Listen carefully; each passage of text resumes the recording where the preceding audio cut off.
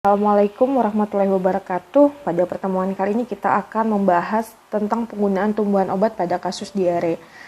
Oke, langsung saja. Di mana sebenarnya diare sudah pernah kita pelajari ya, baik itu di pharmaceutical care ataupun di farmakoterapi.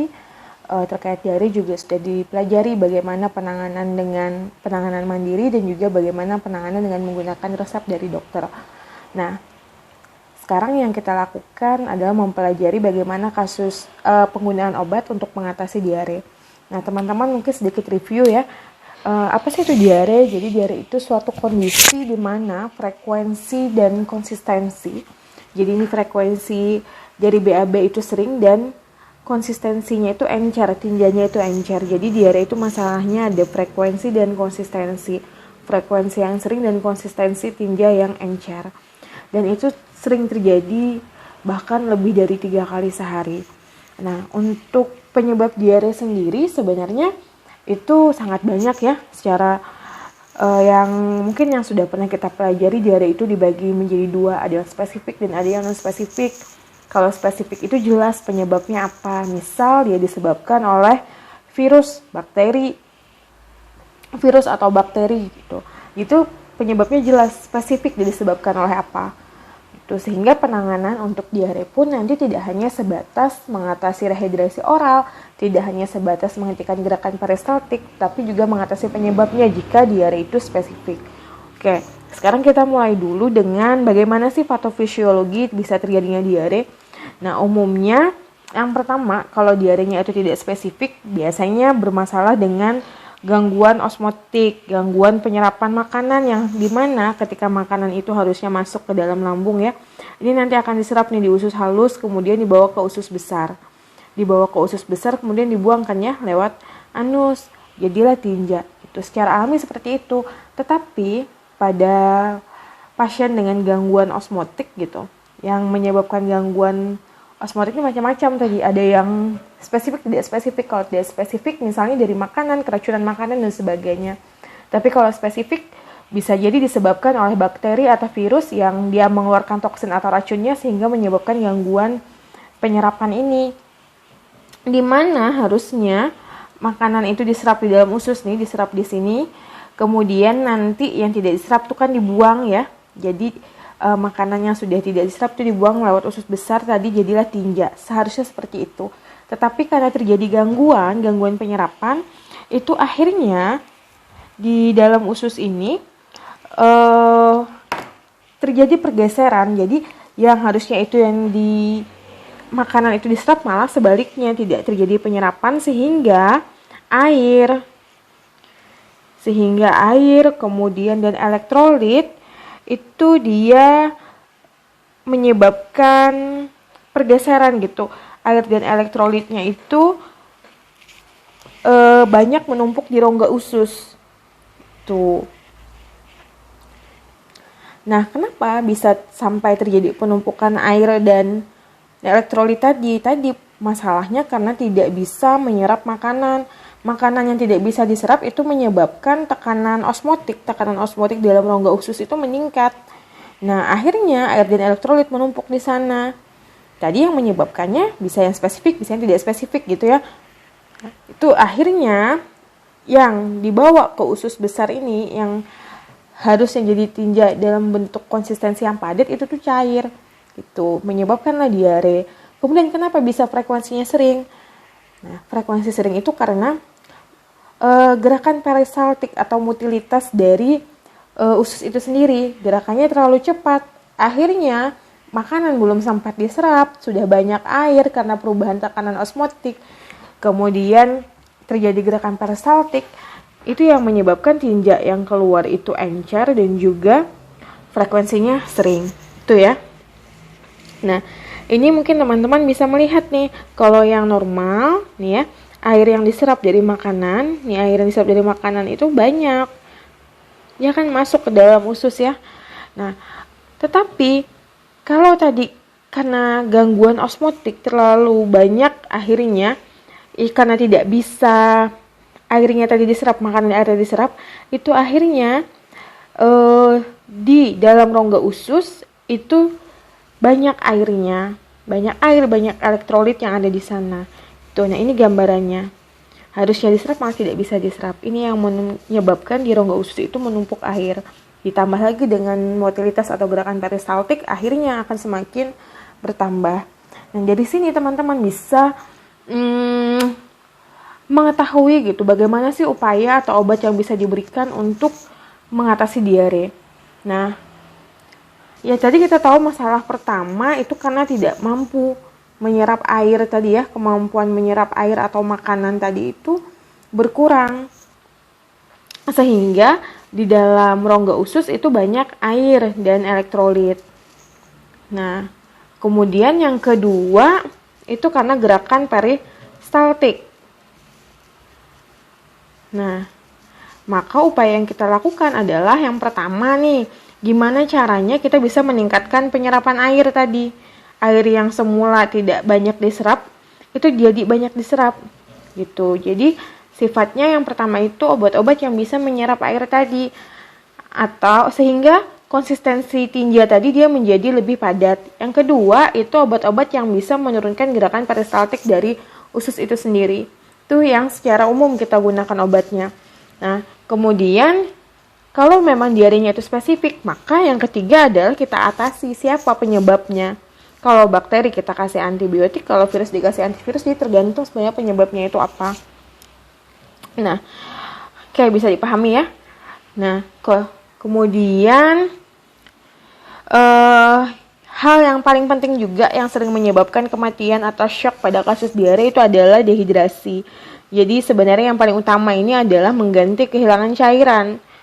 Nah, mengganti cairan yang hilang kenapa? Karena banyak airnya tadi tidak mampu diserap ke dalam tubuh, airnya itu banyak dibuang. Sehingga upaya yang kita lakukan adalah melakukan rehidrasi gitu ya. Jadi melakukan upaya untuk mencegah dehidrasi pada pasien ini. Jadi upaya pertama itu adalah mencegah dehidrasi, kemudian mengatasi nanti gejala klinis dan mengatasi penyebabnya itu apa.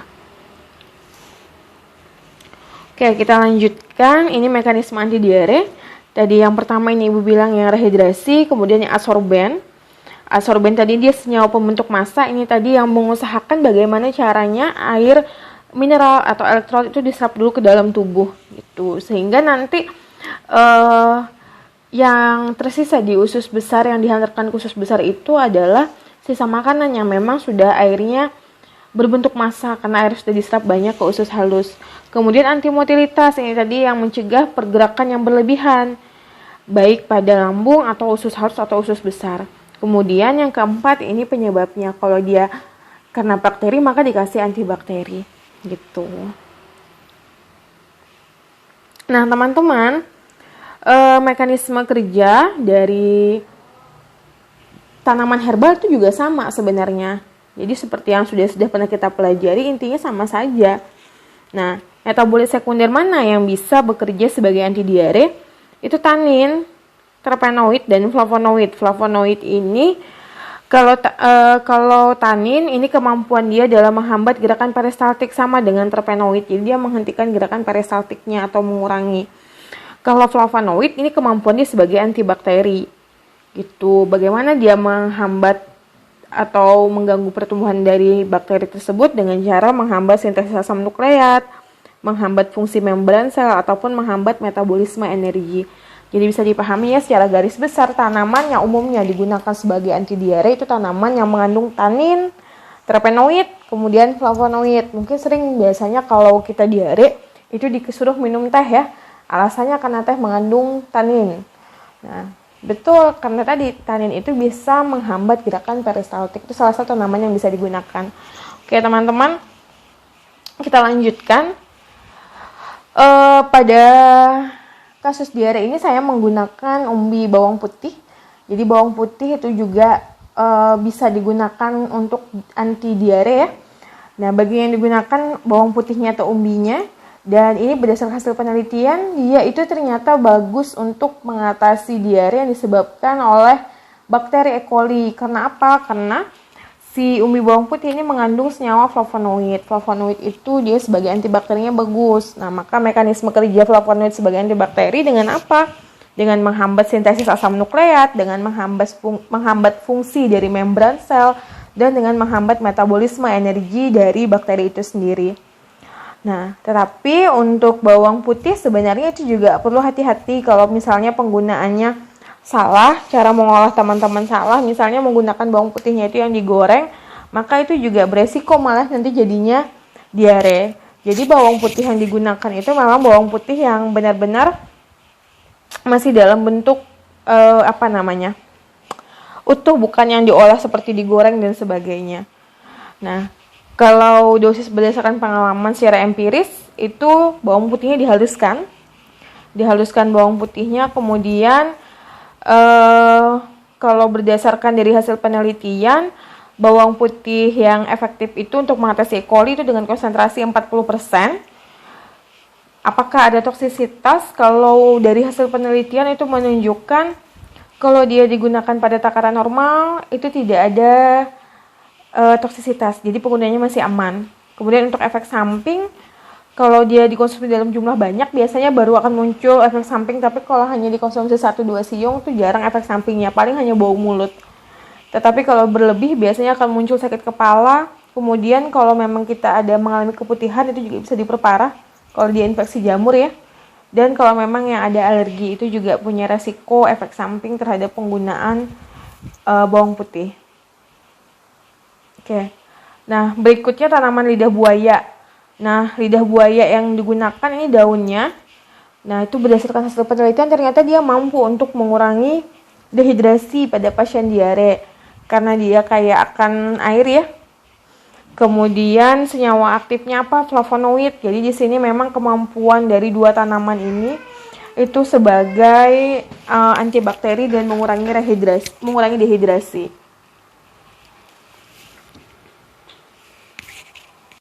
Oke. Nah, selanjutnya dosis yang secara empiris seperti apa? Umumnya kalau lidah buaya ini kalau dia untuk sediaan oral buat dikonsumsi gitu, dimakan, biasanya dia dibuat jadi jus. Nah, tetapi perlu diperhatikan jangan juga terlalu banyak dalam membuat jus lidah buayanya. Jadi, kalau berdasarkan hasil penelitian, itu yang efektif biasanya ekstrak etanol lidah buayanya itu yang konsentrasi 12%, jadi dengan konsentrasi kecil. Nah, sama halnya dengan yang digunakan secara empiris, kalau seandainya yang digunakan itu betul-betul murni dari lidah buaya, tidak dicampur dengan tanaman lain, tidak dicampur dengan buah yang lain, maka gunakan lidah buaya itu hanya dalam jumlah yang sedikit juga. Tuh. Nah, selanjutnya untuk efek samping, biasanya terjadi karena penggunaan jangka panjang ini ke arah gangguan ginjal. Kemudian kontraindikasinya, kalau dia secara oral itu ada kontraindikasi terutama pada anak di bawah 12 tahun, pada wasir dan juga pada pasien dengan peptic ulcer disease.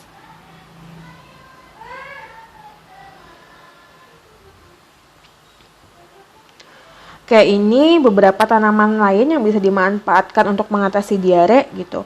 Jadi ini beberapa hasil penelitian yang sudah diujikan pada hewan uji yang menunjukkan memang terdapat kemampuan. Jadi ini dia dibandingkannya dengan loperamid sebagai kontrol positifnya. Nah, jadi ini beberapa dosis yang digunakan. Nah, hasil penelitian itu menunjukkan persen inhibisi atau penghambatan dalam mengatasi diare gitu ya. Di sini terlihat hampir semua tanaman ini memang punya potensi sebagai anti diare yang bisa menghambat gerakan motilitas, karena kan yang digunakan kontrol positif itu loperamid gitu, yang mekanisme kerjanya menghambat motilitas dari pergerakan lambung dan usus sendiri. Tuh. Kita lanjut lagi. Nah, kalau ini tanaman yang digunakan untuk diare yang mengatasi langsung penyebabnya. Jadi di sini aktivitasnya sebagai antibakteri. Kalau tadi yang digunakan untuk menghambat pergerakan motilitasnya, kalau ini yang digunakan untuk mengatasi jika diketahui bakterinya itu spesifik gitu. Jadi ini yang bisa membantu dengan aktivitas antibakterinya. Oke. Ini juga sama dengan aktivitas antibakteri juga. Oke, selesai yang untuk pertemuan pada fitoterapi penggunaan bahan-bahan alam untuk mengatasi kasus diare. Wassalamualaikum warahmatullahi wabarakatuh.